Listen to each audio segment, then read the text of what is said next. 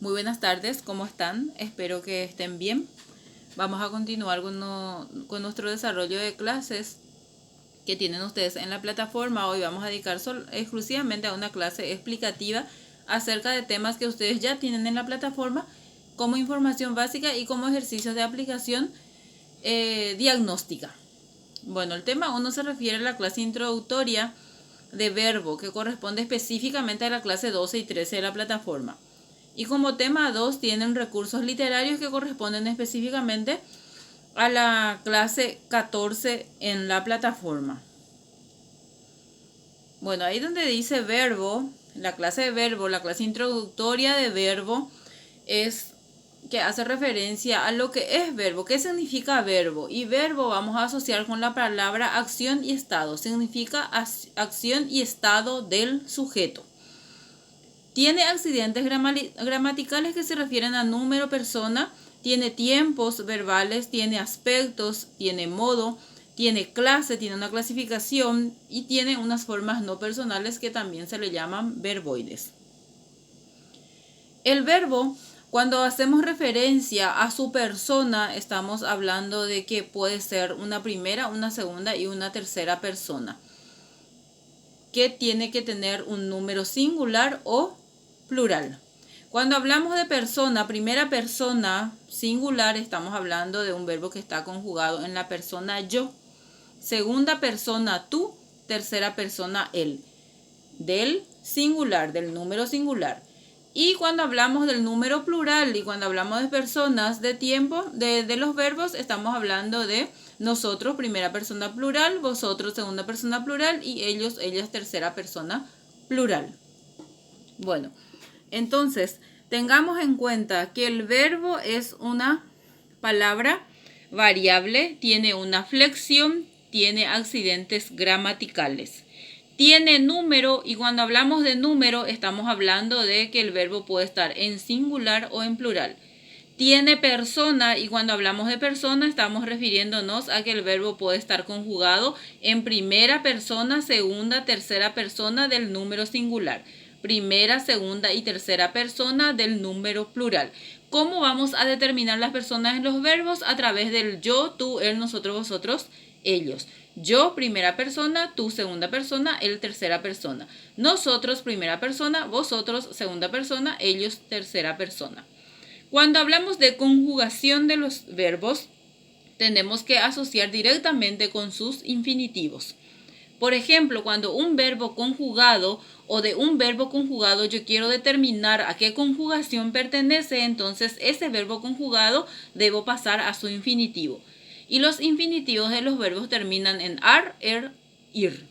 Cuando el verbo termina en ar es de primera conjugación, cuando termina en er es de segunda y cuando termina en ir es de tercera.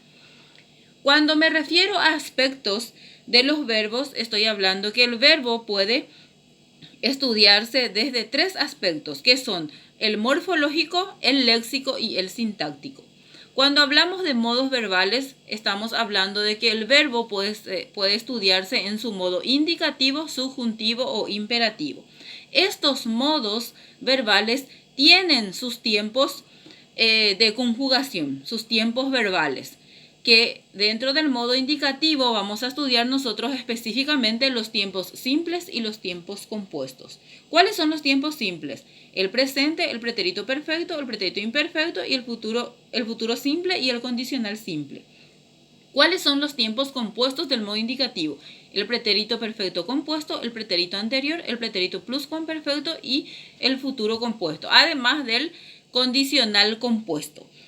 Bueno, tengan en cuenta que el modo indicativo tiene también su significado. ¿Qué significa el modo indicativo? Expresa el tiempo real de los verbos, ya sea expresado en su pasado, en su presente o en su futuro, en tiempos simples, en tiempos compuestos. Sin embargo, el modo subjuntivo expresa lo que quiere que suceda con ese verbo. Prácticamente es un deseo o una necesidad de que suceda. Y el modo imperativo, ustedes saben luego que lo imperativo puede indicar un ruego, puede indicar una orden, un mandato o puede indicar una exhortación. Entonces, eso es lo que significan los modos de los tiempos verbales y son tres. indicativo, subjuntivo, imperativo. Los tiempos verbales son varios y dentro del indicativo están los tiempos simples y los tiempos compuestos que hoy o la vez pasada ya tienen ustedes como una información básica y hoy vamos a hacer un recordatorio de eso. Manejen estos tiempos verbales, los simples y los compuestos, porque en las otras clases ya vamos a estar destinando a tiempos verbales del modo subjuntivo. Entonces es importante que ustedes manejen bien esto y cómo se conjuga. El verbo presenta sus formas no personales caracterizados en infinitivo, participio y gerundio. Bueno, las formas no personales del verbo son 3 también: infinitivo, participio y gerundio. Lo que hoy vamos a dar es una información básica sobre eso y una explicación básica, clave acerca de lo que significa esto para poder aplicar en ejercicios o en ejercicios de comprensión más superiores de lo que les estoy explicando ahora. Bueno, el infinitivo sería una forma no personal del verbo, una forma no conjugada del verbo que tiene un valor neutro y carece totalmente de flexión. ¿Cuáles son las terminaciones del infinitivo? Son ar, ir, dependiendo del verbo. El participio es una forma también no personal del verbo. Es un verboide y es un verbo, vamos a decir, no conjugado. Tiene un valor perfectivo. ¿Cuáles son sus terminaciones? Ado, ido, tos, ocho. Luego está otra forma no personal del verbo que es el gerundio. También es un verboide y también es un verbo no conjugado que tiene un valor durativo. ¿Cuáles son sus terminaciones? Ado, ido, tos, ocho. Ando, endo, yendo. Esas son las terminaciones de las 3 formas no personales del verbo. Infinitivo, ar, ir, participio, ado, ido, tos, ocho, gerundio, ando, endo, yendo en algunos casos. Luego están las clases de los verbos, que son el verbo irregular y el verbo regular. ¿Cómo se determina que el verbo sea irregular? Cuando en comparación a los verbos modelos, que son amar, temer y partir, sufren cambios en su conjugación, ya sea en la raíz o en la terminación. Y cuando el verbo es regular, cuando en comparación a los verbos modelos, amar, temer y partir, no sufren cambios tanto en la raíz como en la terminación al ser conjugados. Bueno, esto, por ejemplo, nosotros vamos a profundizar en una clase exclusiva sobre irregularidad verbal. De momento, yo ya les digo que vayan leyendo la flexión verbal que se encuentra en la página 31 al 43 de la nueva gramática básica de la lengua española. Ahí empieza flexión verbal. Y específicamente la irregularidad verbal está desde la página 38 hasta la página 43. Y si quieren saber un poquito más al respecto o anticiparse a las clases que van a venir después sobre irregularidad verbal, lean también la página 293 al 296, donde están todos los verbos irregulares en orden alfabético. Bueno, eso es básicamente la información que ustedes tienen allí, que se refiere a verbo, clase introductoria de verbo o parte 1, que es necesario que ustedes manejen y manejen sus accidentes gramaticales para poder estudiar así en forma metódica lo que es verbo y para que no les cueste tanto los contenidos sobre verbo que van a venir más adelante. Por eso se dice clase introductoria de verbo, parte 1, ejercicios diagnósticos. Es para saber qué nivel de aprendizaje ustedes tuvieron sobre verbo en otras modalidades educativas que ustedes ya pasaron. Bueno, allí les puse también los accidentes gramaticales de un verbo ahí en la pizarra. Y es el cuadro, es básicamente lo que se les presenta a ustedes en el ejercitario que tienen en la plataforma, que es un ejercicio de aplicación, un ejercicio diagnóstico. Se les pidió específicamente que ustedes entresaquen verbos de un texto que aparece allí para una comprensión lectora y empiecen a trabajar sus accidentes gramaticales. Y en el cuadro de accidentes gramaticales aparece que ustedes tienen que entresacar verbos conjugados. Tienen que determinar su conjugación, persona, número, tiempo, modo, clase, infinitivo, participio y gerundio. Bueno, ellos les entresaqué alcanzaban, entregara, he querido, estropean. Son verbos conjugados y que aparecen en el texto. Hay muchos más. Eso depende de ustedes. Cuanto más verbos ustedes entresaquen y reconozcan, más van a tener aplicación acerca del tema. Bueno, En la parte de conjugación ustedes tenían que poner primera, segunda o tercera. O sea, si pertenece a la primera o a la segunda o a la tercera conjugación. Cuando el verbo pertenece a la primera conjugación, cuando ese verbo que ustedes entresacaron, que está conjugado, pasan a su infinitivo. Por ejemplo, el verbo alcanzaban, si voy a pasar a su infinitivo, va a ser alcanzar. Y voy a encontrar que termina en ar. Entonces voy a poner que es de primera conjugación. Acuérdense que los verbos terminados en ar son de primera conjugación. Los que terminan en er son de segunda y los que terminan en ir son de tercera. Y es lo que ustedes tenían que completar ahí, primera, segunda o tercera. Cuando les pide persona, acuérdense que los verbos tienen que estar conjugados en yo, tú, él, nosotros, vosotros, ellos. Cuando está conjugado en yo, sería primera persona. ¿De qué número? Del singular. Cuando está conjugado en nosotros, nosotras, es de primera persona, pero ¿de qué número? Del plural. En este caso, alcanzaban está conjugado en la tercera persona, que sería ellos alcanzaban. ¿De qué número? Del plural. ¿En qué tiempo verbal está conjugado? Está conjugado en el pretérito imperfecto porque termina en aban. ¿De qué modo? Del modo indicativo. ¿Qué clase es este verbo? Es un verbo irregular porque sufre cambios en la raíz y en la terminación al ser conjugados y en comparación a los verbos modelos. ¿Cuál es el infinitivo de alcanzaban? ¿Cómo voy a determinar el infinitivo, el participio y el gerundio? Poniéndole las terminaciones correspondientes a infinitivo, a participio y a gerundio. Por ejemplo, el verbo alcanzaban, si voy a pasar a su infinitivo, le voy a poner la terminación ar, er, ir. En este caso va a ser ar, alcanzar.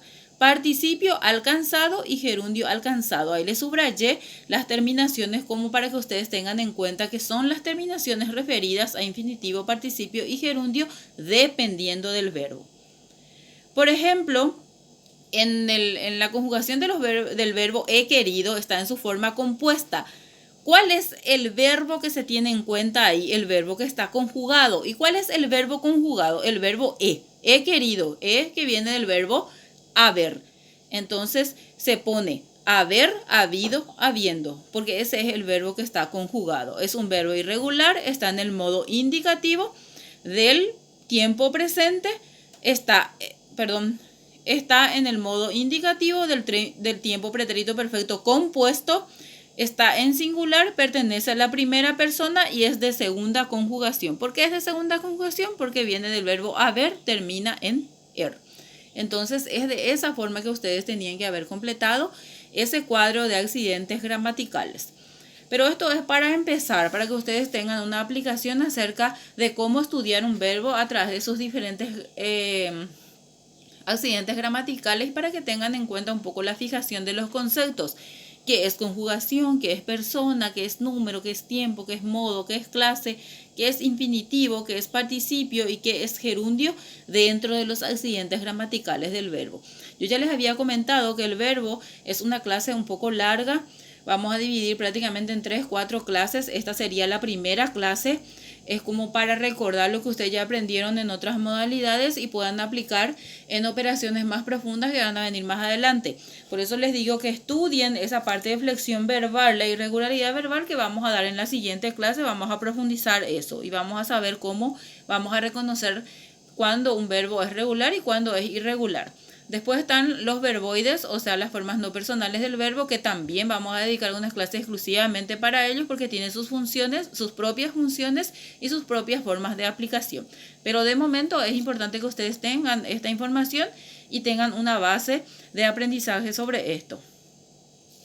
Bueno, el segundo tema es la que se refiere a recursos literarios y es una guía de información básica que tienen y que corresponde también a la primera parte. Y es importante que ustedes recuerden que las figuras literarias también son las figuras retóricas, como se dice, y que son unas formas convencionales de emplear las palabras. También se dice, ¿verdad?, que está en los conceptos, habla de que está dotado de una expresividad, vivacidad o belleza con el objeto de sorprender, emocionar, sugerir o persuadir a la persona que está leyendo. Generalmente los autores utilizan este tipo de figuras literarias o figuras retóricas en diferentes tipos de textos. Dentro de las figuras literarias o retóricas están los que se refieren a los recursos fónicos, o sea que donde se utiliza mucho las definiciones en cuanto a los sonidos, y acá aparece la aliteración y la onomatopeya. ¿Qué sería la aliteración? Es la repetición del mismo sonido dentro de una frase, y la onomatopeya, imitar sonidos reales. Y ahí aparecen dos ejemplos donde ustedes pueden relacionar el concepto con el ejemplo. Luego están los recursos que son morfosintácticos, que se refiere a la forma de las palabras y el enlace en las expresiones. Está el epíteto, que esto aparece acá como una información, vamos a decir, complementaria también, porque son figuras morfosintácticas, figuras retóricas morfosintácticas que se utilizan y de repente nosotros no nos recordamos, no sabemos lo que significa. El epíteto, saben ustedes que son adjetivos que se utilizan de manera innecesaria, porque de repente se subentiende luego, por ejemplo, que la hierba es verde, ¿verdad? Y que la rosa generalmente es colorada, ¿verdad? Y así, de esa forma. Y que el lirio comúnmente, ¿verdad?, es blanco. Entonces son adjetivos innecesarios a quienes nosotros le llamamos epíteto. Ya estudiamos también, cuando estudiamos adjetivos, se le estudió también el adjetivo epíteto y nosotros ya sabemos lo que significa. Luego está, dentro de la morfosintaxis, en cuanto a figuras literarias, está el pleonasmo, que consiste en añadir a una oración más palabras de las necesarias. Por ejemplo, ahí aparece: lo vi con mis propios ojos.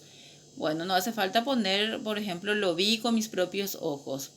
Se puede poner lo vi directamente y ya se va a entender eso, ¿verdad? Lo que se está queriendo decir. Sería como una redundancia al emplear los vocablos y que de repente pueden resultar innecesarios dentro de una frase, pero se utiliza para intensificar nada más su significado. Bueno, después están las que son por omisión de palabras, asíndeto, que sería la supresión de conjunciones para dar más rapidez y agilidad a la oración. Llegué, vi, vencí. O sea, yo puedo decir llegué, vi y vencí, ¿verdad? Pero se puede decir directamente llegué, vi, vencí y se va a entender igual. Luego están por repetición de palabras, entre ellas están la anáfora, polisíndeton y la reduplicación, que básicamente se trata de repetir palabras dentro de una frase, una oración, una poesía, un canto, un texto, y que solamente le dan más vivacidad a la expresión, pero que generalmente los autores utilizan para darle más expresividad o fuerza al discurso. Ahí tienen ustedes ejemplos y donde pueden comparar el concepto con el ejemplo. Otras figuras literarias del plano morfosintáctico están la antítesis, que sería la contraposición de dos palabras o ideas. Ahí aparece, por ejemplo, muertos vivos, ¿verdad? El hipérbaton, que sería la alteración del orden sintáctico normal de una oración. Cuando sucede eso es cuando nosotros sabemos bien que una oración en su estructura normal tiene sujeto y predicado. Pero cuando aparece en forma de hipérbaton, esa estructura normal de sujeto y predicado aparece en forma desordenada, pero sin perder el sentido de la oración. Y luego ahí aparece el paralelismo, que sería la repetición de la misma estructura sintáctica en dos o más oraciones o versos. Era la sed, el hambre y tú fuiste la fruta. Era el duelo y las ruinas y tú fuiste el milagro. Son repeticiones dentro de una misma estructura sintáctica.